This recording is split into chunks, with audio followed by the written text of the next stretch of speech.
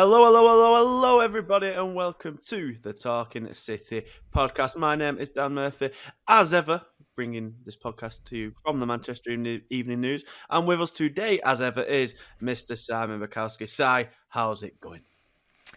Yeah, very well, thanks, Dan. How are you? I'm as rain because there is no rain in the sky for once. It's lovely. Spring is here. I'm feeling rejuvenated. New life has been breathed into me. Feel the sun on my back, being able to go outside. It's just revigorating and lovely once again. And I'll tell you what else was lovely at the weekend. It was Manchester City cruising to the FA Cup final. A 3-0 win over Sheffield United. Comfortable as expected by the first kind of 60 seconds, but otherwise, run of the mill, exactly what we kind of expected last week. And no real hiccups, no real surprises, no real scares. Comfortable one, and that big blockbuster final awaits in June. Yeah, that is going to be one game that I don't think many people in Manchester will enjoy, certainly for the 90 minutes that it's on. But yeah, I mean, several changes to the team from Guardiola. We talked about the podcast on just how knackering Bayern had been, and when you've got players like Rodri turning around and saying, "No, I can't play," you kind of know how knackering it was and just how much effort went into that game. So the manager had a few sort of selection questions for Sheffield United, but the team that he picked came through, and so for the first time in 4 years, City kind of turned up in a semi-final and put in the performance that got them the victory. It helps when you've got players like Mahrez capable of scoring 3 goals, but it was a very, very satisfactory weekend and week, and the City juggernaut just carries on. Yeah, of course. I mean, it just seems City are rocking and rolling now, doesn't it? It looks like nothing could stop them. We at least hope, considering what's coming up on Wednesday. And it's a shame for Sheffield United getting to that point, and big achievement, and obviously bigger things to come for them as well. But it does seem a little bit like this wasn't all the matches of this week for City. This was obviously important. And I think De Bruyne said after the Bayern Munich game, look, I've only won the FA Cup once. It's been, as you just said there, it's been a trophy that's kind of eluded City quite a bit because this semi-final usually comes after such a draining quarter-final. I think Guardiola said as much as it himself, didn't he, in his press conference, saying, like, we don't want to necessarily make these changes. We don't disrespect the FA Cup by making so many changes every time we come to a semi-final. It's just that it's usually coming after such a difficult, hard, draining match that he has no choice, especially when usually there's a game 3 or 4 days later and they don't come much bigger than the game coming up 3 or 4 days later. But even though of the 3 games City have had or will have in this kind of 7-8 day period, it's probably the least important. It's still great that City have won. Even, we've talked before, the FA Cup game with Arsenal didn't matter on the face of it. And we said at the time, maybe it doesn't matter for Arsenal on the face of it. But I think, as you kind of correctly pointed out then, that loss was kind of the catalyst of Arsenal's decline, which is, taken a sharp turn, a sharp nosedive over the last week or two. And it's important just to keep winning, getting that momentum, especially when you make so many changes as Guardiola did. Yeah, exactly. And I mean, City haven't played. Arsenal have played 2 Premier League games since City last played in the league, because City have been playing Bayern Munich and Sheffield United, but Arsenal have dropped 4 points in that time. So it's kind of, City playing in other competitions has not really been to their detriment. And if we sort of go on about Bayern Munich or Arsenal more than Sheffield United, say that's not any disrespect to Sheffield United, but you kind of we'd pointed out that, like, Sheffield United was a game where Guardiola could make a few changes and could kind of just take that intensity and that pressure down a notch or two. And it was, brilliant for them that's exactly how it played out, because you can't just go, 10 out of 10, 100% all the time. And you do need your squad to be able to win you Premier Leagues and multiple competitions. So, after Saturday, City are in a final.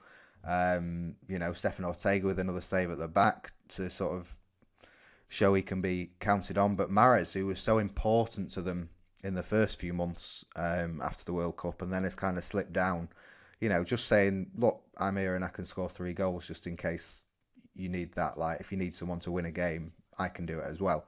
So that's a nice reminder, but it was just, on the whole, it was nice for a game to go for City exactly how they would hope it to go, and sort of, set them up really nicely for this game against Arsenal on Wednesday. Yeah, it couldn't have gone more better from it, could it? More perfect. Obviously, there was that brief scare in the first minute when Ortega, I'd say, had to save really well from Sheffield United's only real clear-cut chance. But other than that, brief scare from a set piece. That was all. And City, I should say, couldn't have hoped for a more comfortable day to rest, or at least not be able to play certain players. I say Rodri not in that starting 11. Always scary when he's not in there, and yet City were comfortable without him. Other players got to rest, or got to be taken off in great time and opportune. Got to rest minutes ahead of this big game. And I should say Riyad Mahrez with the hat trick will kind of shower him with just praise. Now, the opening one was a penalty, which is perhaps interesting implications, which we'll touch on afterwards. But then his second and third goals were both excellent. His second goal, it's hard to say an amazing solo goal when the defenders were just backing off him for miles. It reminded me quite vivid flashbacks to Hatton Ben Arfa running the length of the pitch against Bolton, and it was being decried as the best goal ever when no one made a tackle. Was it who did Son score against for Tottenham? Oh, I know what you mean. He ran the length of the pitch, and Alvarez scored a similar one in the World Cup, didn't he? Where the defence sort of did their best to let him score. But also, I would say with that second goal is one of the things that Guardiola has been or was critical of earlier in the season is that City were not supporting their attack with runners. And Mahrez doesn't walk through that defence if there's not players on either side of him charging through, making it difficult for the Sheffield United defence to know where to go and who to pick up, and they don't face players of that quality every week. So, it's unfortunate for them, but it was really a moment where sort of the class told from City. Yeah, you took the words out of my mouth. I was going to say, it's like they were so worried about the runners coming off as Alvarez and Haaland, wasn't it? And, little surprise that Haaland's worrying defences and dragging defenders away. They were so worried about the potential pass, the potential through ball, that they didn't really kind of forgot that the player on the ball was pretty good at sticking it in the back of the net himself, and he finished with great composure. And then his third goal for the hat-trick, another assist for Jack Grealish, and a first-time finish straight into the corner. As you say there, you've touched a bit on it. Mahrez was, alongside Grealish, was the only other player, and of course he didn't go to the World Cup, but to come back when domestic football returned, to be going from the get-go really, and was really important in those months when Foden was out of the team, and was, him and Grealish were the ones delivering. If you cast your mind back to that Chelsea match, the 1-0, which was so putrid for 60 minutes, it was when them two came on and combined with Mahrez getting the winner, and didn't get the winner in another game against Chelsea the next week or whatever. So it was so important at the start of the season, and especially in the cup competitions. So it's nice for him to come on and get a real, Wembley hat-trick. Not many people do that. In fact, I believe it's the first one in an FA Cup semi-final since 1958 when Alex Dawson did it for United. So a great little accolade for him. And Guardiola said after the game, like, he's grumpy when he doesn't play, and anyone would be when you're that good. But he's always just there for City, and at these crucial moments, he's a clinical player. He did the same in the Champions League run to the final when he was getting the winners against Dortmund, and he may not be the greatest scorer of goals, even though he was the top goal scorer last season, of course. Even if that tally's been blown far out of the water this year, but he can just always be relied upon, I should say, to be a winner, to be a decisive player in those moments that really, really do matter. Yeah, he's got that experience, and I mean, he's got an incredible backing of fans from Algeria because he's done so much for their country and for Algerian football, and he sort of a trailblazer in that respect, and his name entering the record books and stuff like Wembley hat-tricks and stuff is something he can look back on and be really proud of, as well as kind of 5-6 Premier League titles, whatever he ends up with. I think he's got 5 5 at the minute, 4 with City and 1 with Leicester. So, phenomenal career, but, performances like Saturday are ones where he kind of nudges you and says, yeah, I'm nowhere near being finished, just in case you were wondering. I've still got plenty to give and I can still win big games, and that will be really very important for City going forward, because you never know what issues are around the corner, and what kind of particular set of skills they might need to unlock certain defences. So having a Mahrez that is motivated to show exactly what he can do is going to be pretty priceless in the running. Well, I think it's telling him that this is probably oversimplifying it, because obviously Sterling was already kind of out of the team and wanted to go to play more football.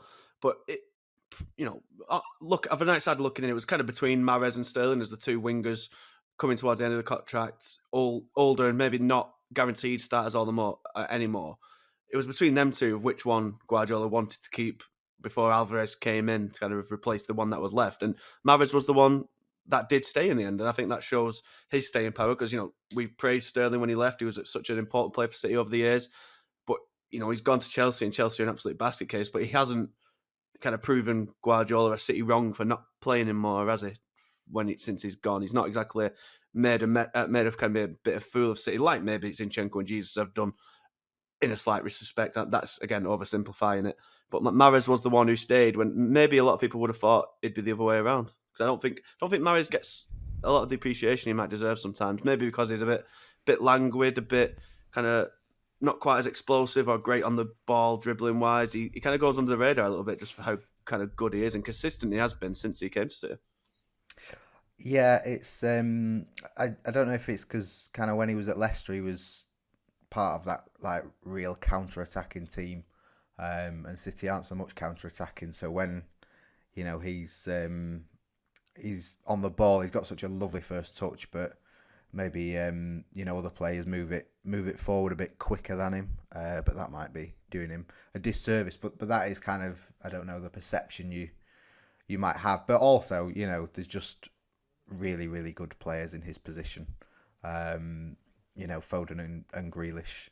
Grealish is playing like £100 million player, and Foden had been playing at that level before his injury. So it's you're up against it, and also throw Bernardo Silva into the mix, who can press like nobody's business. So yeah, I mean, I think what Zinchenko and Jesus show is sort of what doesn't really get the credit is the kind of I don't know what the word is, but just the qualities that are needed to stay competing in this City side. Because Sterling, Zinchenko, Jesus all decided, I've had enough of this kind of Guardiola management and constantly being my place in the team being under threat or not guaranteed. I want to go elsewhere and be, Jesus, I want to be the 9 at Arsenal, fine. Zinchenko, I want to play every week at Arsenal, fine. And all credit to them. But the players who stay and keep fighting for that place every season, which Mahrez has done now for 5 years, that is a really difficult thing to do, and you need to be, not many players can do that. So kind of the longer you stay playing under Pep, the more credit you deserve. Absolutely, and he, as I said, he scored the opening penalty. First of all, I was kind of dumbfounded to see there was debate over this being a penalty at points. I didn't watch the game live, but I'd heard talk that it wasn't a penalty, and I'd seen people moaning. And then I watched it and saw Bernardo just get kicked off the ball, just completely whacked in the penalty box and go down. Like I don't really see. There's a lot of conscientious penalties in football these days. We saw 2 last week in Munich. Yeah. This is not what I was expecting when I heard there was a controversial penalty. I must say. No, it's I don't know where the controversy came from. I think everything has to be controversial now. But of course. Can you get less controversial than like somebody booting somebody in the foot after they've nicked the ball away from them? Yeah. But I mean, what you were getting onto is the Mahrez taking it, aren't you? Rather than exactly, Haaland. Yeah, it's an interesting one because obviously Haaland missed his in Munich, skied it, and then Mahrez, who has missed his own, a fair few of his own in the recent past, in the Champions League this season. No, at Dortmund, I Yep. want to say. Yeah. So Yeah, no well, stranger to Mahrez missing missed, penalties. and Guardiola said, it's time for him to step back a bit from penalties. But also the manager is someone who will let the players decide who takes it, and I think there's clear value in having a set penalty taker. But at the same time, like so many things with Guardiola that just kind of get into your head, and you're like, maybe that is the right way to do things after all. There is kind of logic in having a few players who are up for it and If a keeper can't prepare, take it. Yeah, but also because Haaland against Munich, it felt like he was almost kind of too fired up for the penalty, and especially with the weight, and then it was almost like, right, I'm going to make you pay for waiting it here, and then he absolutely blasted it over the bar when normally he kind of goes bottom corner, and you were like, and I think he didn't take a penalty in a recent game when he sort of wasn't feeling fully fit. I think Mahrez might have taken that one. So I think there are times when certain players say, "Look, I want to take this penalty," and if everyone else says okay, then fine. And Mahrez is someone that, however many times he misses, he's going to step up and say, "I'm going to score the next one," and that is quite a valuable trait to have. We've been talking about it for Haaland with like not just penalties. In Munich, he scored his next chance after the penalty. So, City do have Mahrez, who is always going to put his hand up and say, "I want to take this penalty." And obviously, the respect is there from the teammates to allow him to take it. What I sort of thought was quite interesting as he took it was, as everyone kind of runs into the box for the follow up, Haaland was kind of behind two Sheffield United defenders and then sort of checked his run and arced the other way so that he was completely free in the box if the penalty had been saved and sort of gone free to him. So Haaland has this kind of knack of popping up in the box at the right moment at the right time, and the ball coming to him, and that was kind of another moment of, it might seem like it's luck, but actually he's deliberately gone away from two defenders to create space for himself. So it didn't matter in the end, but it was kind of another moment of Haaland's game intelligence that doesn't necessarily get picked up on. Absolutely. Well, it's certainly good that City have so many penalty takers. With a final that going off Sunday's semi-final could well go to penalties eventually. And then, Champions League ties coming up, Real Madrid, a final, hopefully. A penalty shootout could come, and the more players you've got comfortable taking penalties, off the top of my head, this season alone, Mahrez, Haaland and Alvarez have scored from the spot. De Bruyne has done it in the past. Gundogan's done it in the past. I think the likes like Walker and Stones have taken them before, Laporte, I think. So it's good. Rodri as well, I'm pretty sure took him at the World Cup for Spain. So many penalty takers comfortable with it. It's good to. It's certainly a good kind of little weapon to have in the back pocket if it's ever required. And listener, we're going to take a little break there, and then we'll come back with more weapons in our pockets, and we'll continue to talk about the FA Cup. So don't go anywhere.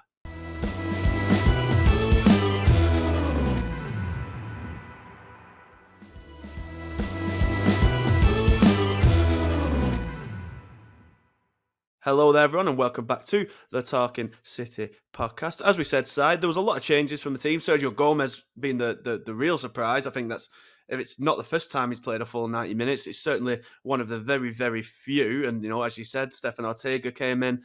But quite worryingly, there was still no room in the starting 11 for Calvin Phillips. I still don't think he's kind of notched over 600 minutes for City. I don't think he's started a league game yet, has it? If he's even got over half an hour of Premier League time under his belt, it's looking quite bleak for him. Because if Rodri, he's here to replace Rodri, and if he's not replacing Rodri, what is he ever going to do? It's quite worrying for him. Yes, yeah, not very good. He came on and he had 40 minutes against Leicester, and that was the most he's had in a Premier League game for City.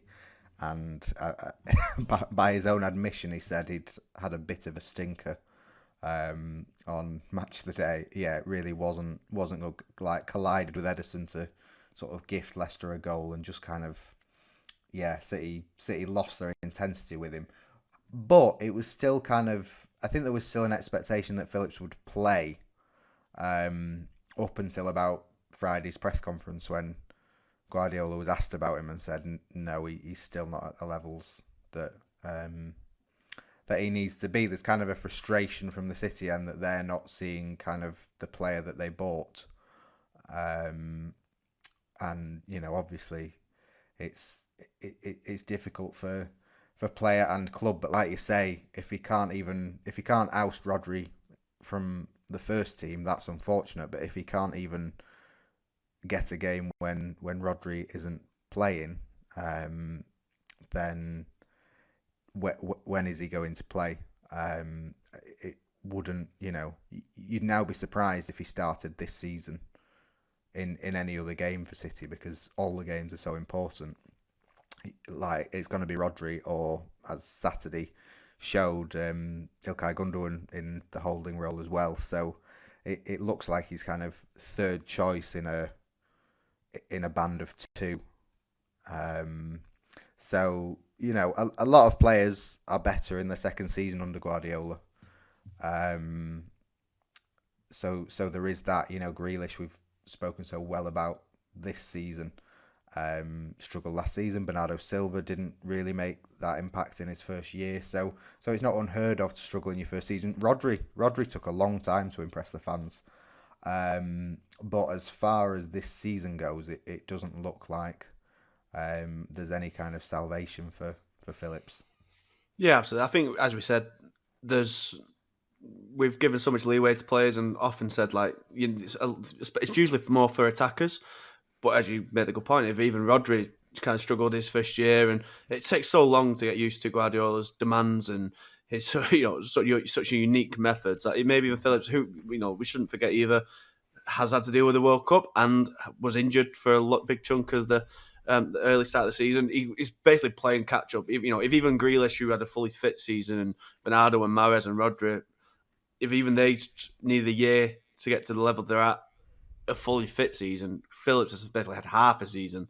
And if you kind of put into the fact that he's not a regular starter like most of those were, even if they weren't playing the best, they were starting all the time and always constantly learning and getting used to it. If you're not playing as much, it's going to take longer. And I think that would be my worry. Is he ever going to play enough to get up to scratch, even in a second season? Because I think when he signed, I said something along the lines of, this kind of coming off the back of his really impressive Euros performance. Like, he's shown enough on the ball and his passing ability that he could maybe be a replacement for Gundogan instead of what we all thought as a Rodri alternative. And maybe that's still a way, like, kind of a route for him, because Gundogan's future still be uncertain, as is Bernardo. So City are going to need Phillips next year. I don't think there's any argument of him going, because all likelihood they could lose one or two of the most important midfielders if they stick with their kind of usual stance of letting players go if bids ever come in for him, in the case of Bernardo. So Phillips is going to be needed, you'd imagine. And I just wonder if he's ever going to get enough game time. It's not going to be instead of Rodri. Is it going to be in a more like number 8 role, a bit more dynamic, kind of going forward and backwards instead of just the sitting role?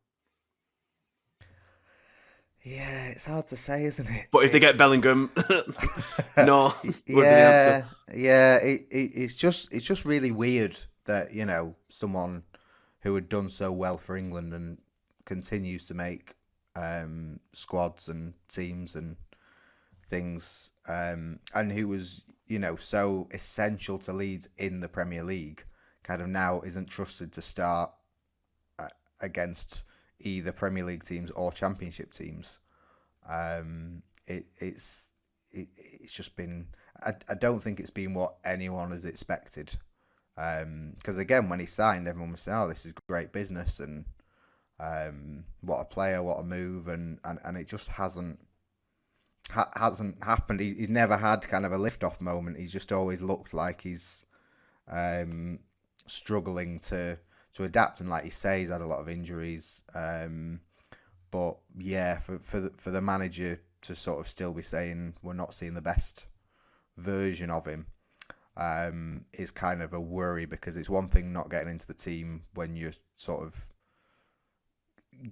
doing everything to knock down that door, but it doesn't sound like he necessarily is doing that at the minute.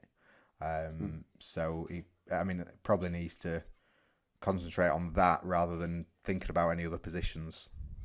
Well, talking players who did kind of play and have a good afternoon. Phil Foden back. He came off the bench, a really welcome return after he was an unused substitute in Munich. And Haaland and Grealish both starting. If there was one player I would have kind of bet on not playing after Wednesday, it would have been Grealish. He put in such a shift at the end of the game. He was kind of just on his back on the floor, absolutely goosed. But he started again, as I say, set up a goal, looking brilliant as ever. And Haaland starting. I actually did think Haaland would start, but I know you were going the other way. So were you surprised to see him kind of lumber up in that starting 11 as he often does?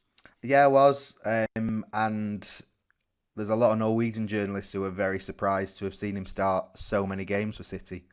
I think he's already played more this season than he did for Dortmund last year, or in his best season for Dortmund. So he's the fitness and care that he's taking care of himself is pretty exceptional, and the same for Grealish. I think Guardiola said when they got back from Munich, Grealish was kind of straight into the recovery area doing his work. So, we've said it before, but like for a lad who's known for his party, and he really does put in the graft during the season when he needs to, and looks after himself, and it's pretty special conditioning to be able to turn yourself around so quickly. So, that obviously helped Guardiola pick a strong team. He did rest a number of players, but he's always spoken about kind of respecting the FA Cup with the lineups, and I think before he's kind of picked too many players in the semi-finals that are out of form. But when you've got a team that's got Haaland and Grealish and Gundogan and Bernardo Silva and Mahrez, I suppose, as well, and then players in the back line that obviously played in Munich as well. So there was more than enough for what was needed. But the manager will absolutely love the fact that those players made themselves available, because, like I say, when even kind of Rodri's on his knees, it's been knackering for everyone. Yeah, well, as we say, it's good that it was a comfortable afternoon and they can, almost rest up on the pitch, because that was the kind of the issue he said against Bayern, wasn't it? City didn't have the ball enough to be able to rest in when they had the ball. They could pass the ball about, rest up while in possession. Against Bayern, they never really had the opportunity to do that because the game was so stretched so often. But against Sheffield United, in contrast, it's pretty much all that happened in the second half, wasn't it? Like a dull affair in the end, a comfortable win for City, but it was kind of necessarily dull in the fact that City didn't want to be running for 90 minutes. They wanted to make it as kind of comfortable, easy on the legs as possible for, the big game that's to come later on this week. Yeah, like especially if you've had such an uncomfortable time against Bayern, and that was kind of probably, I know they expected it to be tough, but I don't think they expected to have as little of the ball as they did. So just being able to get that goal before half time, because also if it had been 0-0 at half time, it would have been sort of a bit more difficult, but just getting that lead before the break and then extending it when they did, it just allowed, not just players to rest up from the start, but also it means, Haaland can come off with 20-25 minutes to go and things like that. Those, little things can make a difference. And now, not that you would anyway, but now you sort of say, well, there's absolutely zero chance that Haaland wouldn't start against Arsenal and Grealish and the rest, because they've had the time and now they're ready to go again. Absolutely. Well, the last kind of thing to touch on the game is the fact that, sadly and maybe predictably, there was quite a lot of empty seats at Wembley, and it's kind of this debate that comes around every year of should the semi-finals still be at Wembley? Two northern teams having to trek down on the same weekend as the London Marathon. And this debate has been raging on since City were first in the FA Cup semi-final in 2011. I did a little piece about that, and back then Sir Alex Ferguson was moaning about it being chaos because all four teams in the semi-finals that year were from the north. There was Liverpool playing Arsenal on the Sunday, and there was a London Marathon. So for 12 years, this debate has been raging on at the minimum, and nothing is yet to change.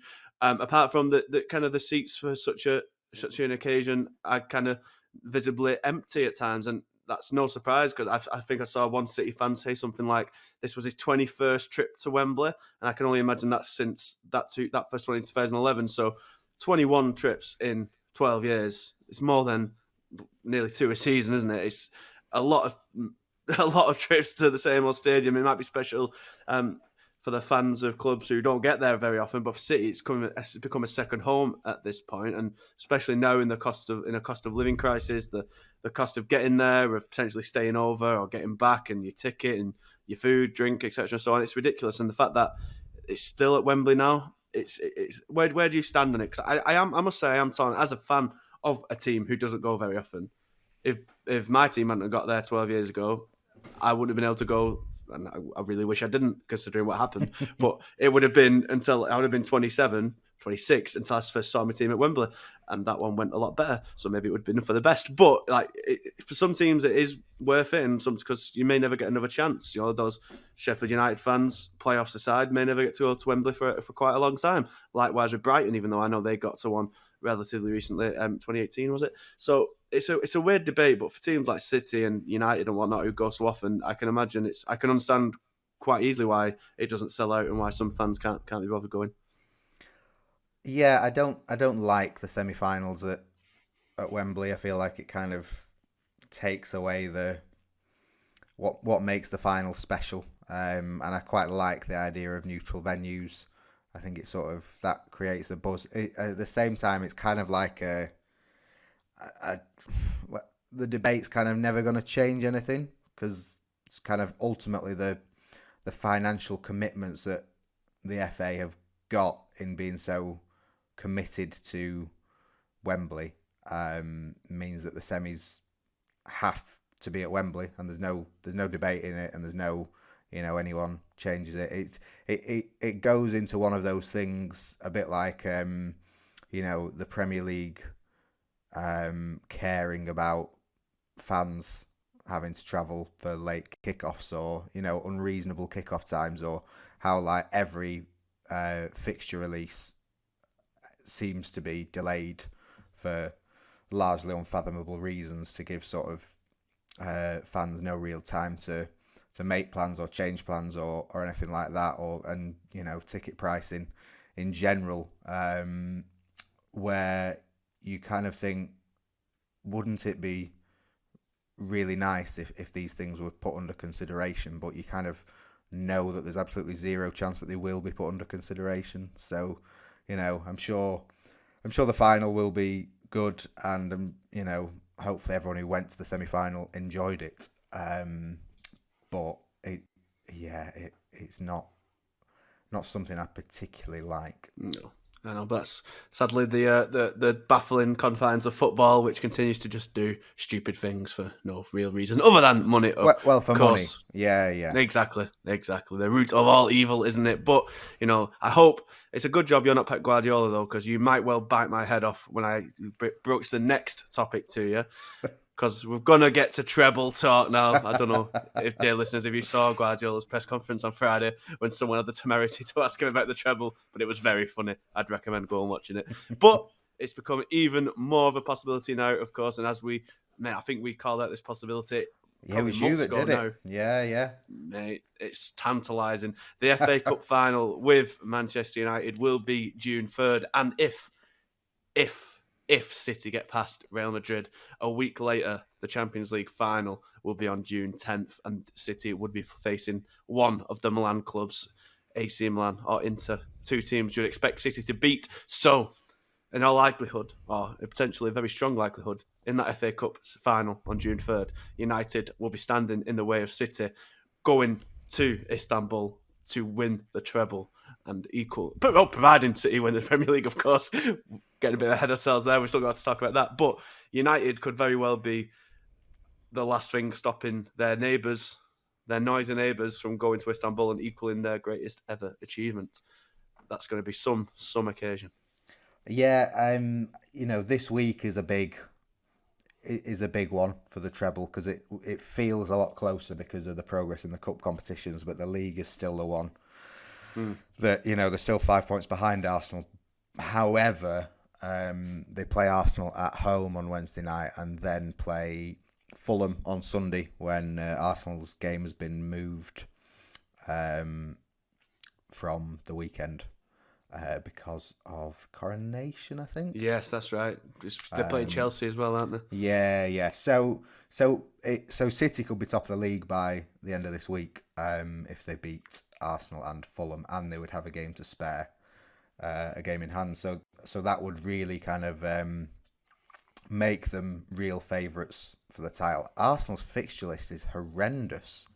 Like, I know they've only got one game a week, but they've got City, Chelsea, Newcastle away, who looked pretty good as much as pretty good Tottenham against North London clubs, I heard. Yeah. And then Brighton, and then they kind of finish with Forest and Wolves. So not the worst ending, but like that is tough.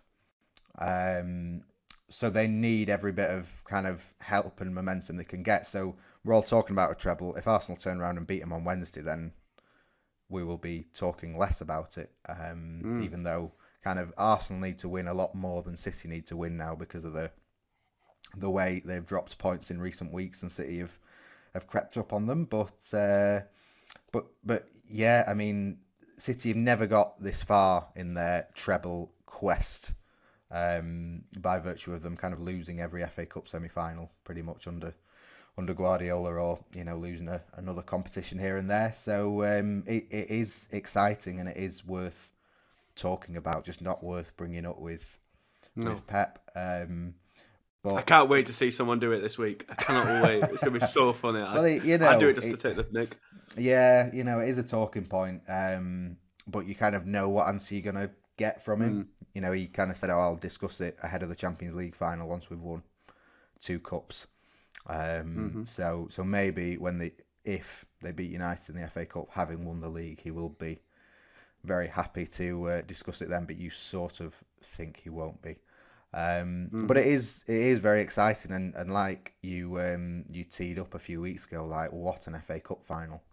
It's a huge game between the two clubs anyway. It's the first kind of final between them there has been, and on top of it, you have this weight of history where United could be standing in the way of City's treble, and City could be knowing if they beat United, they're one step closer to matching something that only United have ever done before. So it's a really, really exciting end to the season. But first and foremost, this week is huge for City. I sounded like Pep then, didn't I? Every game at a time, one game at a time. First things first, and we will talk about first things first just after the break, where we will hear from our colleague at the Arsenal away, Umar Chowdhury, with some opposition analysis ahead of them. It's in both teams' hands, such a rarity, and we can't wait to see how it goes. So we'll be back in just a moment to discuss all of it. But first, here's Umar.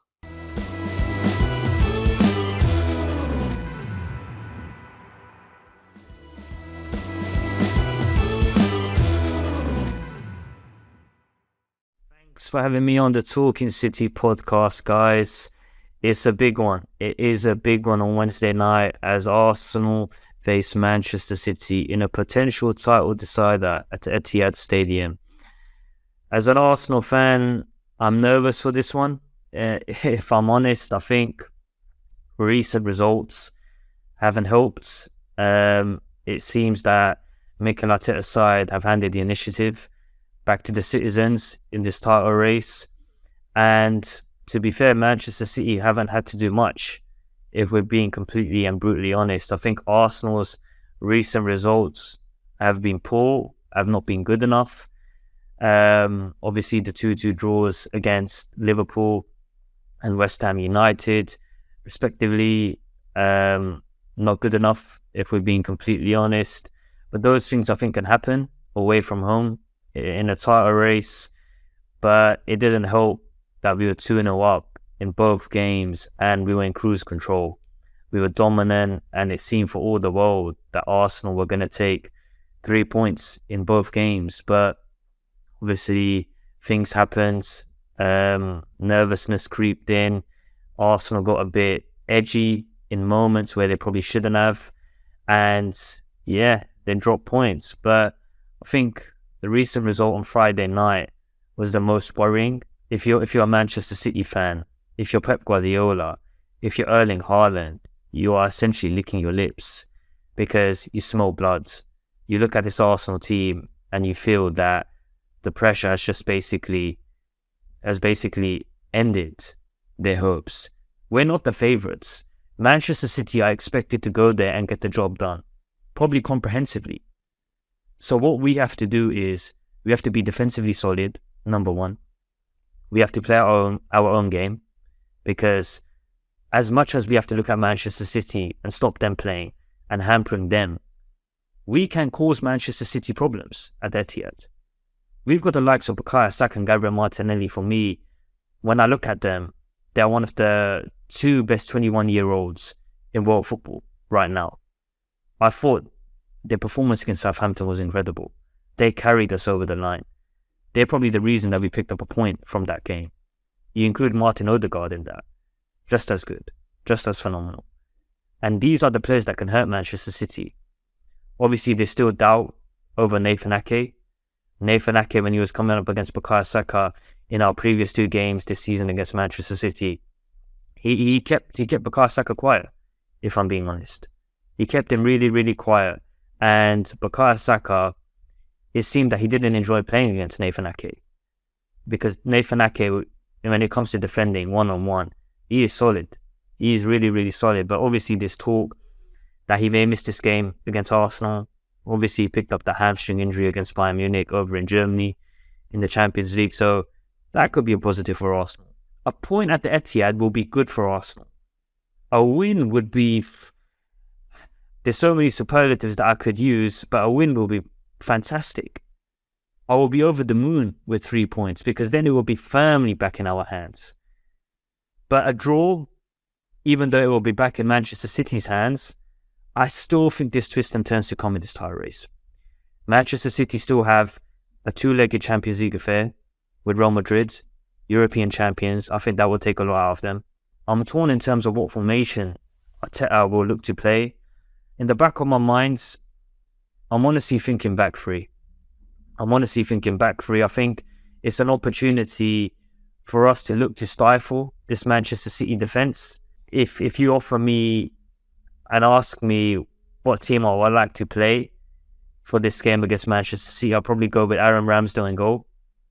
A back 3 of Ben White at right centre-back, Gabriel in the middle, Kieran Tierney at left centre-back, Bukayo Saka as right wing-back, Granit Xhaka and Thomas Partey in the middle, Martin Odegaard just in front of them, Gabriel Martinelli as a left wing-back, and then 2 strikers up front.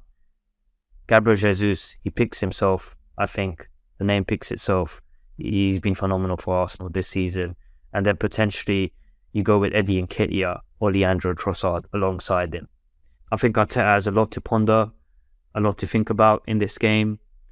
I think if we go with the back 4, I'll be worried, if I'm honest, because I look at Rob Holding right now. We can't afford to put him in this team. We just can't.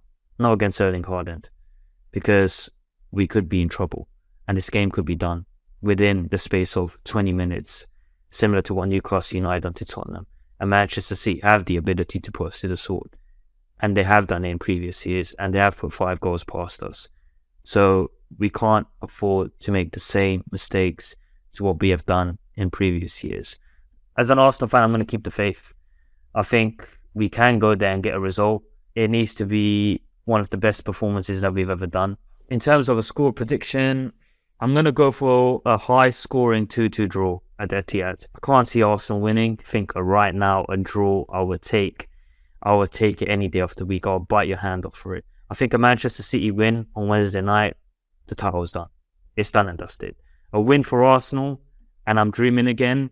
A draw, and I'm still nervous, but I still think in the back of my mind there's still many twists and turns to come, and I can see Manchester City dropping points. I think a draw on paper it will be a good result. But let's see what happens. But anyways, back to you guys, and fingers crossed the title race swings back in Arsenal's favour come 10 p.m. on Wednesday evening. Cheers, guys. Well, thank you very much for that, Uma, and welcome back to the Talking City podcast. Well, Simon, the big one is here. We've been looking at it. This date has been in the calendar for weeks. We've been eyeing it with joy and trepidation and excitement. Everton Coles are in a final on Wednesday. Can't wait. That's what really matters. That's where I'll be. But I'm sure I'll have this on my phone as well, because this is the match, the one where it could all go down, and it was set up almost. I'm just very happy Arsenal's little bottle job has come right at this time, because if it had come any earlier, this game might not be quite as massive as it is. But it's all on the line now, and maybe it's just what Arsenal need themselves, as we'll get into, because they once again dropped points this weekend. They played bottom side Southampton on Friday and could only draw 3-3. But instead of going 2-0 up and throwing it away, they actually went 2-0 down to the bottom team. And of course, Theo Walcott, of all people, the man who's gone through on goal so many times for Arsenal in the past and failed to find the back of the net, did it this time for Southampton. It was actually quite funny, because before the City-Southampton game a few weeks ago, Walcott was asked before it, would he like to do his old club a favour? And he said, yeah, we'll try, but I'm doing it for Southampton, and how the turntable on that front. But Arsenal pulled one back through a Saka penalty, and it went to 3-3. It went 3-1, and then in the last dying moments, Odegaard and, who scored the equaliser off the top of my head? Saka, wasn't it? Got it up to 3-3. It was a pulsating match, so good. I think it shows the quality of the Premier League, where I believe those stats going around that no team bottom of the Premier League had ever won at the team at the top away before, and it so nearly came to pass, which just shows how competitive and how fun this league has been. And yeah, it was a great game, but I think the silence and the kind of collapse of the Arsenal players at the end of that match kind of told its own story. I think they know have thrown it away now. You could argue the Liverpool one, West Ham, maybe you're allowed to, but 3 against the bottom teams, you can't be doing that and win the league, I don't think, unless, of course, Wednesday goes their way. Yeah, it's felt like I say, City have been closing on Arsenal without even playing, which is not a position you want to be in if you're top of the league. I was speaking to Kolo Toure today. Name drop. Name drop. Peace out on Tuesday, so I won't say too much about it. But obviously he's in a really interesting position, having been kind of won the title with the Arsenal Invincibles, where they kind of led all the way, and then won it with City in 2012 when they thought they'd thrown it away, and then came back to pip United and beat them on goal difference with the Aguero against QPR. So he was just kind of really interested on, mentality and how hard it is to kind of pick momentum back up when you've lost it, and obviously City are the team with everything going for them going into Wednesday, and Arsenal, it really is on Arsenal to come out and provide a surprise, because I think now the expectation is firmly with City. I think did Gary Neville ever change? Gary Neville was one of the ones who kind of always strongly said City would win the league even when Arsenal were going. But I don't know if even he wavered at one point when it looked like Arsenal were just going really. They responded superbly to City beating them in February, and you thought, oh yeah, this really will go all the way. And now you wonder if those draws have kind of scuppered them. The one thing you would say with Southampton at least is that they came back. Because against Liverpool and West Ham, it was throwing away 2-goal leads. So, having gone 3-1 down, everyone wrote them off.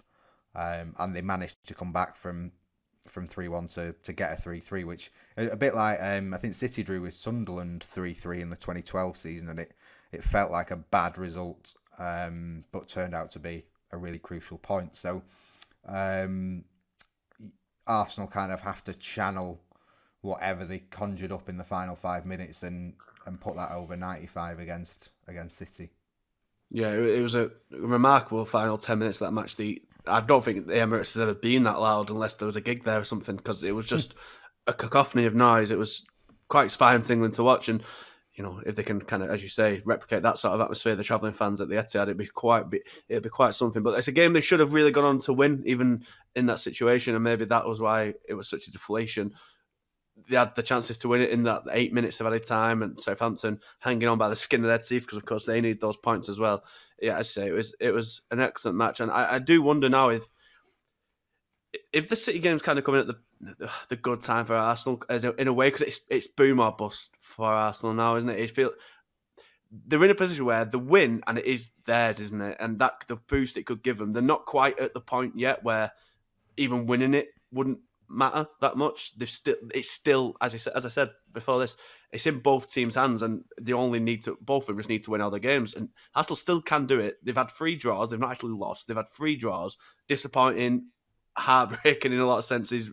Really hard to kind of get yourself back up from. But if they can, this is the sort of match that could get you back up for it. If they can bring, as you say, them fans are going to be, as long as Haaland doesn't score in the first 80 seconds and just ruin it, they'll be up for that. They'll be loud. They'll be, as I say, I imagine recreating that Emirates atmosphere in the last 10 minutes there. If they can get the win here, that'll be just boost them going forward for the rest of the season. They said they will have 7 points clear, which is still ahead, even if City's game's in hand.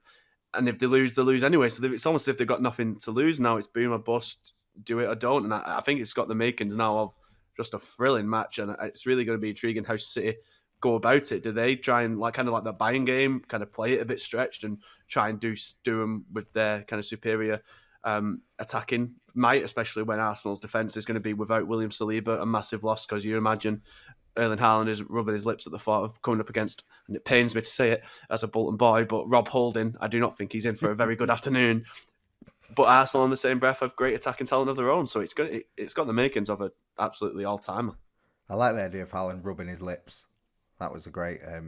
Yeah. You tell me you don't do that when you don't do that. Rubbing, licking, of course, licking his lips, your lips, rubbing your hands, both. Exactly. It is going to be interesting. I would kind of guess that City would come at it kind of high octane when they sort of play those really intense Champions League games and they start like a runaway train. But as you say, the danger of doing that is Arsenal have some pretty speedy players. And Saka gave them a torrid time in the league game at the Emirates, because Ake kind of did really well against him in the FA Cup, and then I can't remember, did Bernardo end up going up against him in the league game? Did he go left back? That might have been one of the ones that went left back. Yeah. And Ake was like centre back maybe. Yeah, and that kind of rings a bell. I've got the team up. But no Ake, of course, this time anyway. Yeah. Well, yes, exactly. So, well, we expect. Yeah, it's gonna be really tough to contain Saka, and it's one of those things. He was amazing on Friday. Yeah, City have done so well, kind of without fullbacks, but it's when you have those wingers, and Bayern Munich had 2 very good, very quick wingers, and they absolutely shredded City many times. So it's going to be a really good battle. It's kind of what everyone wants to see. I'm sure 2 of the best teams in the league going at it where the stakes are so high, and City will back themselves. They're at home, but also City got such confidence from beating Arsenal in the FA Cup and then beating them in the league, and that really sort of spurred them on. So if Arsenal are able to beat City at the Etihad, then it's advantage them in the title all over again. Yeah, of course. If City win, they go 2 points behind with those 2 games in hand, as we've touched on. But if Arsenal win, of course, they go 7 points, so it will be in their hands. Obviously, as you've touched on, that's a really hard run in when you're not in the greatest of forms anyway. But a win like that could be the boost you need. Guardiola's he's been bigging it up like those Champions League games. He's often before the big semi-finals, because City fans have a weird relationship with the competition, UEFA and whatnot. They're usually not as up for it or care as much, I'd say, as Guardiola does. I think that's changed now, but certainly a few years ago. And he's had to kind of G them up for it and, get the welcome parties and the strong atmospheres before the games. And I think the fact that he's asking for that sort of treatment before the game before the Arsenal game shows how important, and we all know it's important, of course, but even Guardiola's kind of acknowledging it as such with his own kind of pleas for him to come down. I think he's even asked for them to be there 3 hours before kickoff, which is quite a request, I must say, for an 8 o'clock kickoff on a Wednesday afternoon. I know I'll be in work, Pep. I don't know what you think everyone else will be doing, but he spoke at length after the FA Cup final about how big it is. It's a final against a team who's been the best in England. He wants the whole of Manchester to be blue. Don't think you'll get much luck there either. But it's clear how important he sees it, and he's trying it already. I can't wait to see what he says on Tuesday ahead of the match either. It seems like he really wants that sort of intense European atmosphere. The atmospheres that usually say to the biggest Champions League games. He wants that on Wednesday. Yeah, and like Bayern last week, the fans were in 60, 90 minutes before kickoff and created this huge atmosphere. And English football isn't quite like that, but equally, I think there was maybe a time when Guardiola would say things like he said, and it was maybe interpreted as a bit of a dig. But I think certainly on this occasion and a lot of others, it's just his way of saying this is a huge game. We need everything. We need everyone. Home advantage is a thing. So if City can make the most of what they've got, because as well that hopefully the weather's better than it was for the quarter-final against Bayern Munich, because I think there were a few fan displays that had to be kiboshed because of that. But Guardiola needs to know that the fans will turn out in numbers and in volume for their fans. And also, when Arsenal played in the cup game in January, they had more support, because FA Cup you get more for the away fans, whereas it'll be more partisan in favour of City this time. So it will help the team if the fans make that count, and you would expect it to, because they have all season really. Do you expect a simple lineup, kind of the Bayern team with Laporte in at left back, or any wild card? Has Gomez been primed for it? Is Gomez going to be trusted with Saka? Do you reckon? Could you see a left field choice like that out of nowhere? It'd be very funny. I'd love to see the breakdown on social media whenever I'm stressing out about Phillips comes in for that game or something. It's good. Surely it's just simplicity. The one wild card I would have confidence in would be Rico Lewis at left back, because I just think he would have the best chance of containing Saka. But I can't see it. I think, like you say, it'll be the Bayern team. I'd be interested, because Bernardo's probably the best at sort of helping out his defender.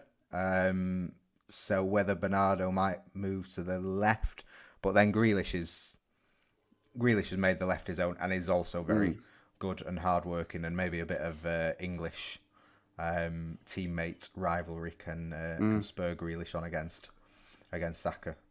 And the final question, maybe the hardest of all, what score is it going to be? 2-0. 2-0 to City, I think. Song. I think I always thought they'd beat them, even if they wouldn't. You did? Even if they didn't go on to win the league. And I think with the form that they're in, I think they'll prove too strong for them.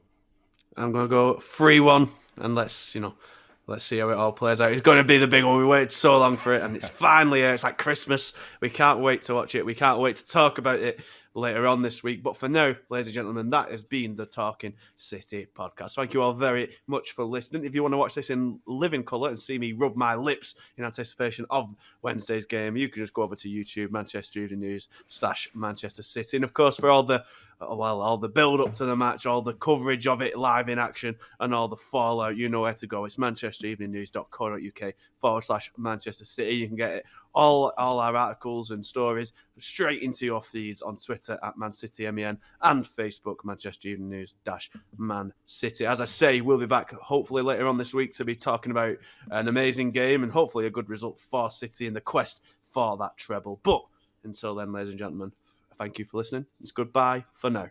Ta-ra.